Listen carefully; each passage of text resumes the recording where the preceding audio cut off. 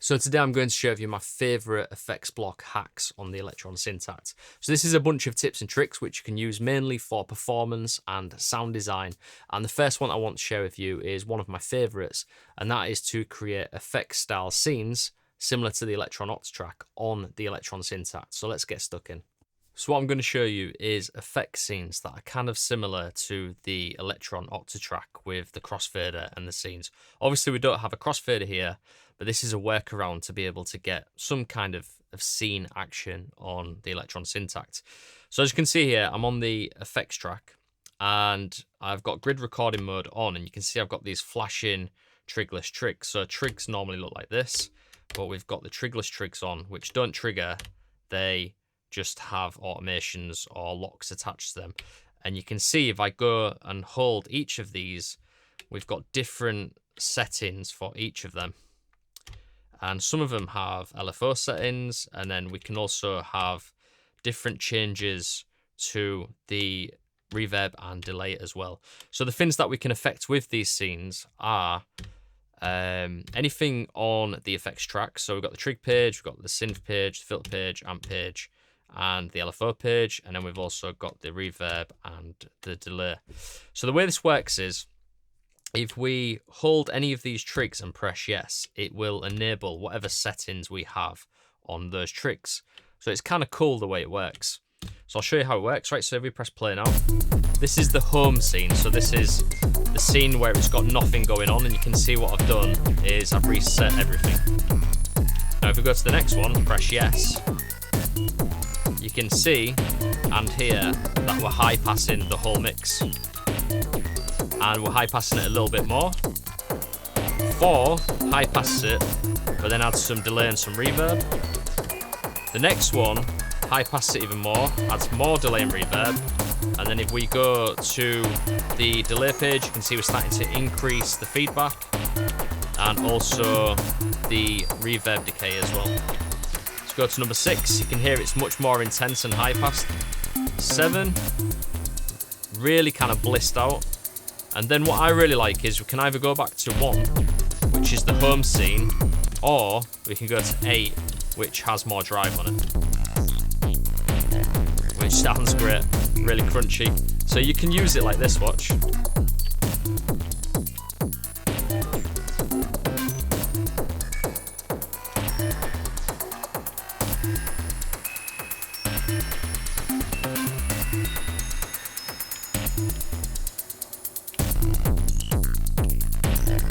So it works really, really well, I think. And then we've also got some on the bottom as well, which I was just messing around with LFOs. So I don't think this one's doing too much. Got a little bit of kind of filter movement and also a bandpass filter. You can hear it sweeping. This one's more intense with a faster rate.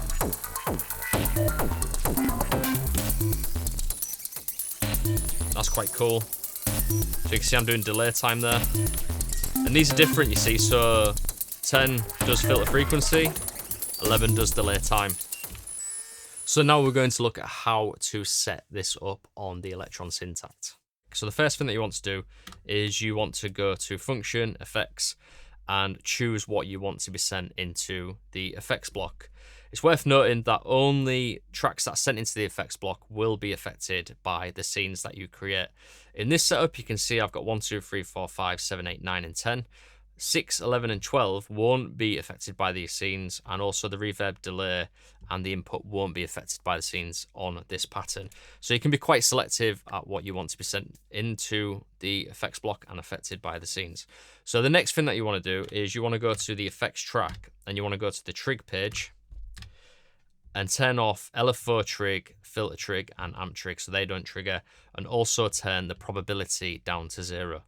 This is a key aspect of this and the reason why it works. If I turn probability all the way up, you can hear it's actually going through.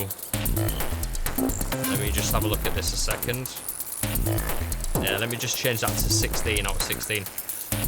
It's going through these now. So what you want to do is you want to turn probability off, and it will hang on any of these when you press function and yes.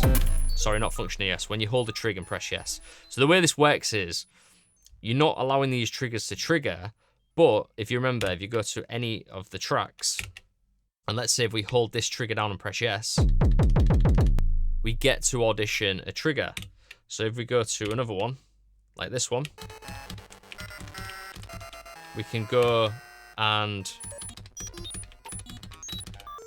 preview a specific trigger. It's the same thing with the effects track. That's why we're doing it this way. So we're not allowing these to trig, and then when we hold one and press yes, it will initiate it and then it will hang, because we've turned the probability off and we're allowing it all to hang and stay where it is rather than revert to another trig. So the next thing that we want to do is we want to enter grid recording mode. And now we can build a trigger. So what you want to do is press function, press the trig that you want to place it on, hold it down, and then you can go ahead and create a scene. So I'm going to press play. I'm going to press yes. Nothing will happen until I make a change and then press yes again. And now I can kind of preview it. You can't hear it in real time, so what you have to do is keep pressing yes like this. Let's add a bit of reverb, bit of delay. Let's turn the drive up a bit. Let's go into the reverb function and amp. Let's turn that up. Let's bring the high pass up a little bit and the decay. Next we'll go to the delay, turn up the feedback, add more high pass.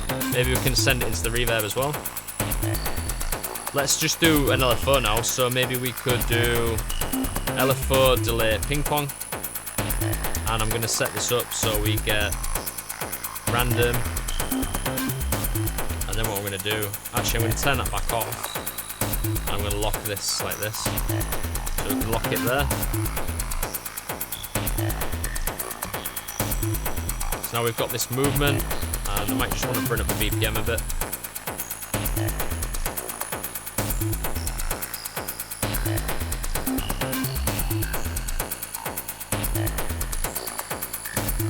Would help if I did that as well.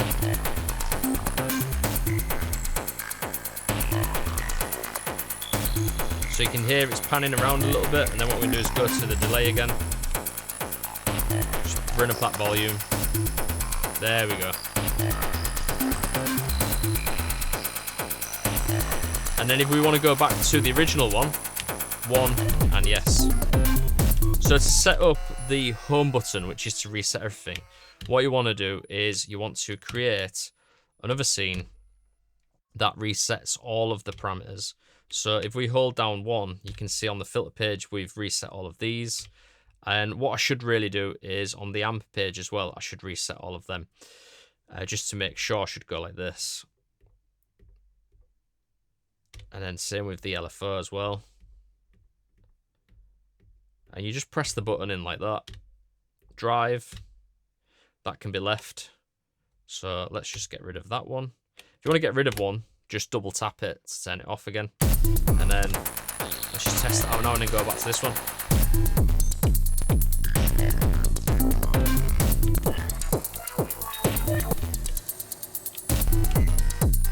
Are you enjoying this Syntakt tutorial, and would you like to develop your Syntakt skills even further? Well, I do have a 14-hour Syntakt mastery course available, which is split into 4 parts. The first part, the introductory course, is absolutely free, and you can sign up to that by clicking on the link in the video description below. And then following on from that, we go through beginner, advanced, and expert, which will take you through basic sound design right through to the advanced features and loads of tips and tricks, which often people don't really think about. And I'll be pushing the Syntakt to its absolute limits. I will say though, the introductory course is super basic. It's basically there just to give you an idea of how courses are structured in the learning portal, and also to give you an idea of my teaching style, which you are already familiar with from watching my YouTube videos. So don't wait, click on the link in the video description below, sign up, and I'll also send you some offers as well to get discount on the Syntakt mastery courses. So my name is James Orvis, and I hope you enjoy the rest of this tutorial. So now I'm going to tell you about a potential drawback that I found when playing with the effects block scenes, and I'm going to show you a good solution to this problem. So when I'm playing live, what I often do is use the page button to trigger snare fills. Now, when you are using the effects scene idea, you are no longer in this mode here, where you can do snare fills, because you have grid mode engaged. So I can't do it anymore. I came up with a solution for this. If you hold yes and press page, it will do a bar of snare fills. Now, you can't do snare fills like this anymore, which I love to do, but what you can do is this. See, it's initiated. On the next time round, you'll get snare fills. And it'll wait till it gets to the end, and then it will stop again. Now, how is this useful? What you can do is you can initiate it, and then on beat, go on to a build-up.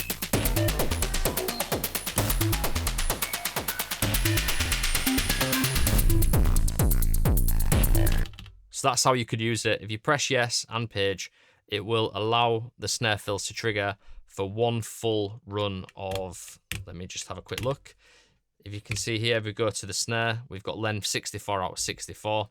That can be changed to whatever you want. If you hit yes and page, it will run the snares for that length.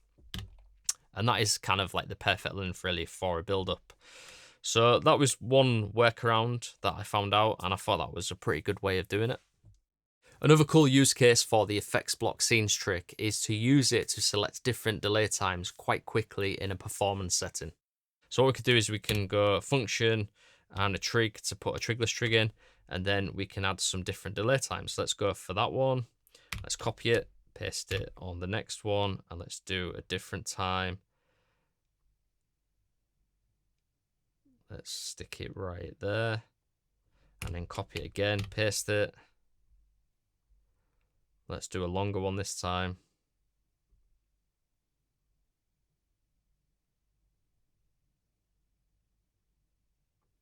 Let's do one more.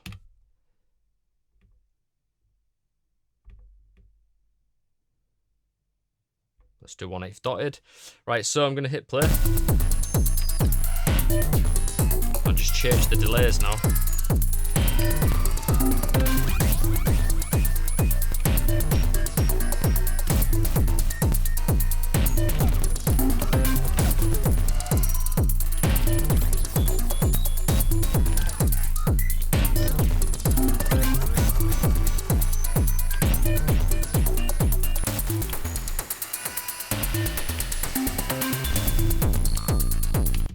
Yeah, I think that's pretty cool. You could set up scenes to be the same on every pattern. So I often do this on the Octatrack.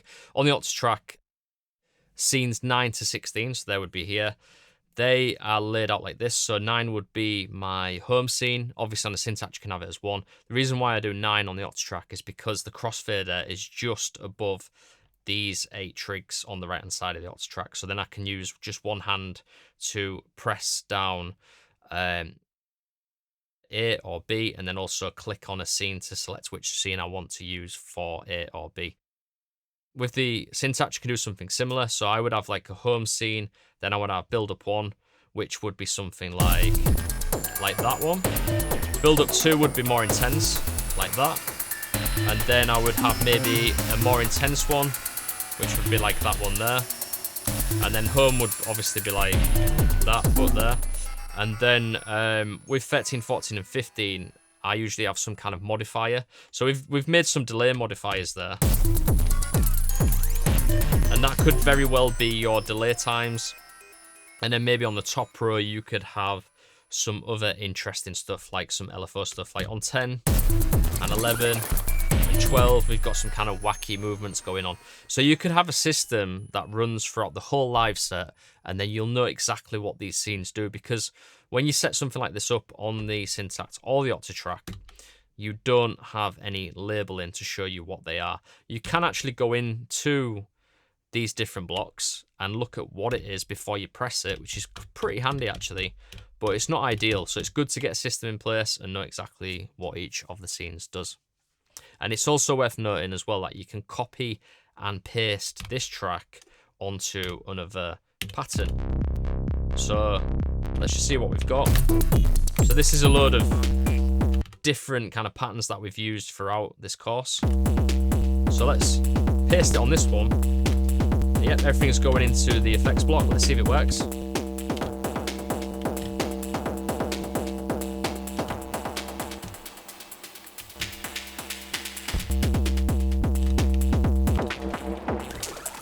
Yep, they all work. Delay changes. There's nothing really going into the delay there. It's quite a simple pattern. Let's try and find something else on the Syntakt.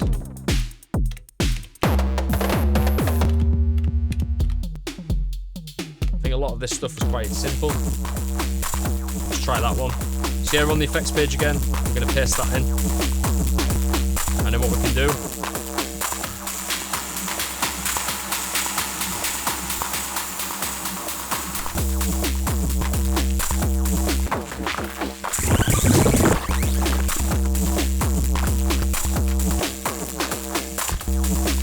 so yeah, you can see that it works across the whole project. You can just copy and paste that very easily into another pattern and use it across a whole set once you've set it up.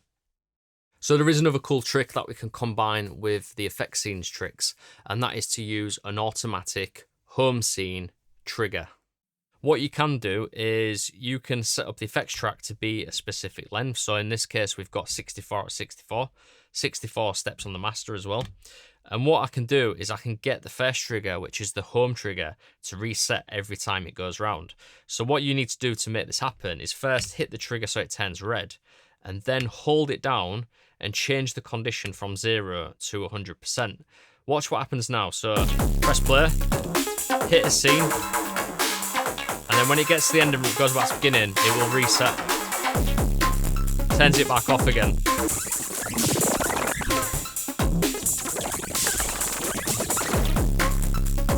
Now there's a couple of different ways of initiating this as well. What you can do is you can hold the trigger down and obviously change it to something like 1 out of 2. So I'm extending the length.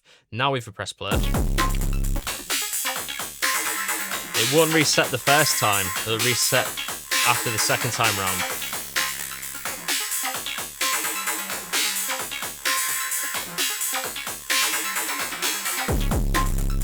So it's pretty cool. And this also works with the snare fill idea, right? So let me just actually check. Yeah, I've got some snare fills there. So let's say if we're working in this mode, the only way is to hit that and initiate the snare fill. But what I can do, if I want to go back to the other way of doing the snare fill, is I need to come out of the grid recording mode. And then I can do snare fills like that. So what we can do is use this technique, the one that I've just shown you, to be able to get a nice happy medium between the two. So let's say if we're playing it and then we do a little build up and we want to come out of that now.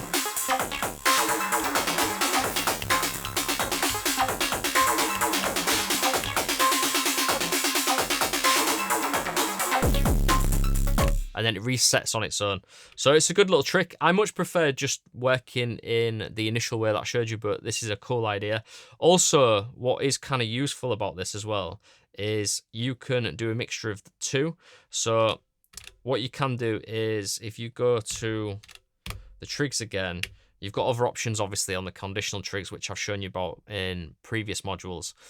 You can set this to be something like first, and then it means it only triggers once. So let's say if we have that set up like, actually I'm on the wrong page. Let me just get rid of that because that's not going to end well.